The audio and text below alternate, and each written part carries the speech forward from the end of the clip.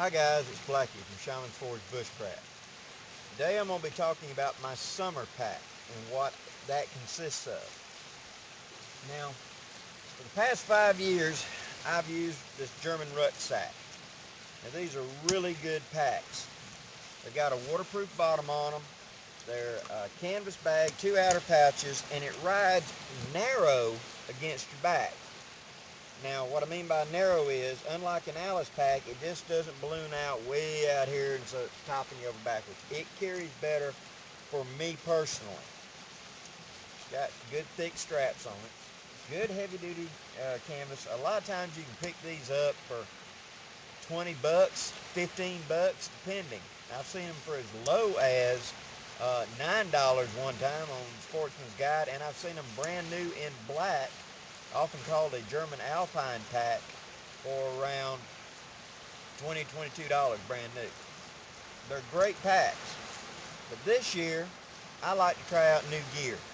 I've decided to put a little challenge to myself and go with another pack. Same gear, slightly smaller bag.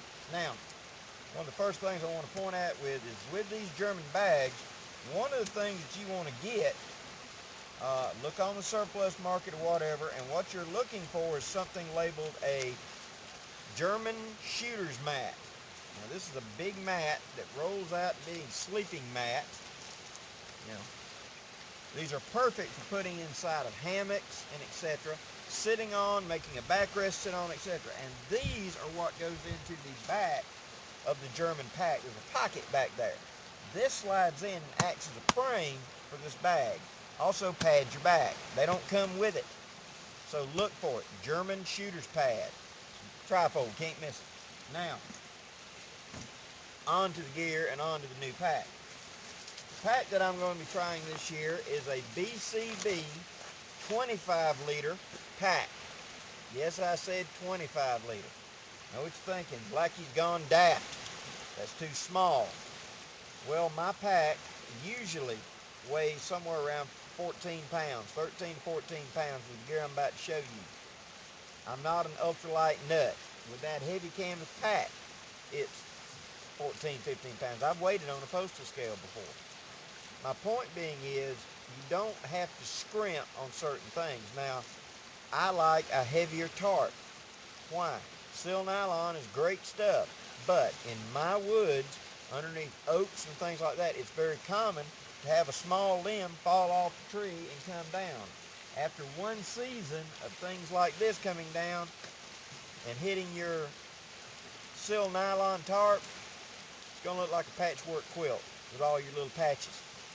So I use quite often, like I just showed in recent, I showed the British tarp. It's thicker and it's stronger, and it can take that kind of abuse.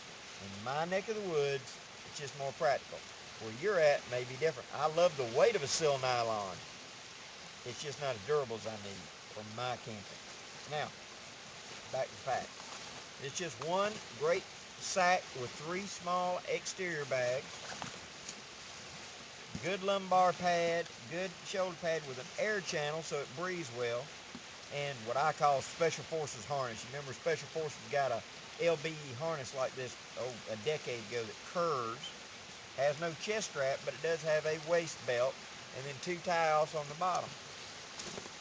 The lid has a pouch compartment in the top that's accessible from the back. Good place to store your poncho. It has a double cinch cord, and if you overload the pack, it has 2 clickers way up here at the top that you can lock the pack way up here. Actually, that doesn't fit. I'll have to do some research, find out what those are for. Obviously, some accessory I ain't got. Maybe a rocket pack hooks on there or something. But anyway, now let's begin. I've already told you I carry a shooter's mat. Now this is my ground pad, my sleeping pad. And when I'm going to be sleeping in a hammock, I put this into the hammock because mosquitoes can bite you through the hammock and you need a little bit of warmth. Typically you lay down even in the hottest summer and it's hot, it's humid, and you lay there. Well, within an hour or so you need a blanket because suspended in air, that heat column of your back heating there and it moving away, you get a convection current and you cool down. So I carry a pad. Also, in nasty weather, it's great to be able to lay down Be able to sit it down and spread it out and put your gear out when you're trying to cook or something and not get everything wet. That goes in the back of the pack first. Next, I carry a camp pillow. I'm a wuss. When I'm in a hammock or something, I need something to support the back of my neck, otherwise I get a neck ache. So I carry a little camp pillow. Now, this could be replaced by, let's say, a camp towel or something like that, or a roll of socks. I just opt to take this. It weighs nothing. Next up, cordage. Can't have enough cordage. 100 feet, a 550 paracord, several other lines. Have enough cordage. I put that in several places, but for right now I'm going to put it in the bottom of the bag. I carry a camp towel, one of these all absorbers. Now, in case of emergency, I'll cut a strip off of this and use it for a big bandage with some duct tape. Keep the skin from being, stuck to the tape, the wound. They're great, they're handy, and with a clip up here on the end, I can hook it to the outside of the pack while I walk to let it air dry.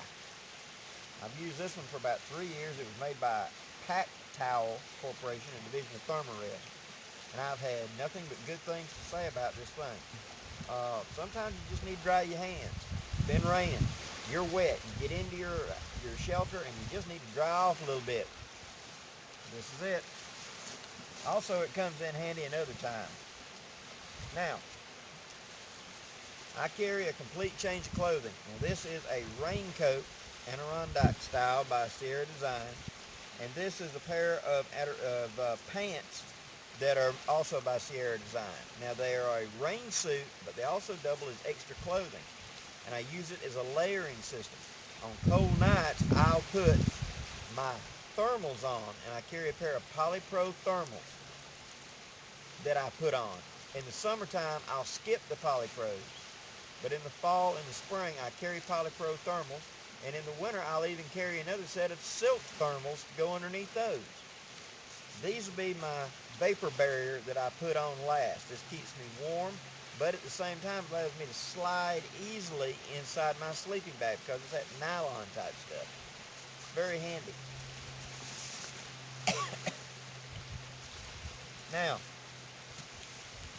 these are two of the ponchos that you can buy right now from Atlantico.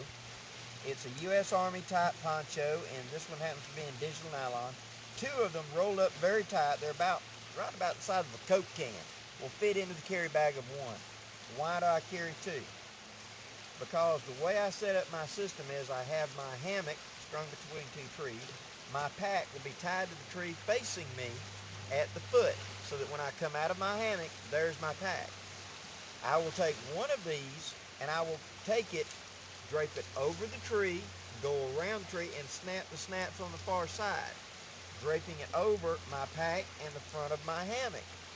This, is a front porch, so that should I have to answer the call of nature at 2 o'clock in the morning, I come out, it's pouring rain, I can reach up, unclip my pack, put my pack into my shelter, stand up in the poncho, unhook it, go do nature's call, come back, flip it over the tree, snap, hang my pack back up, and get back in. Never thought of that, did you? Plus, the other one can be used as a small improvised shelter where I need a little area right here for a sitting area or a cook area or something like that. It's a quick tarp to grab.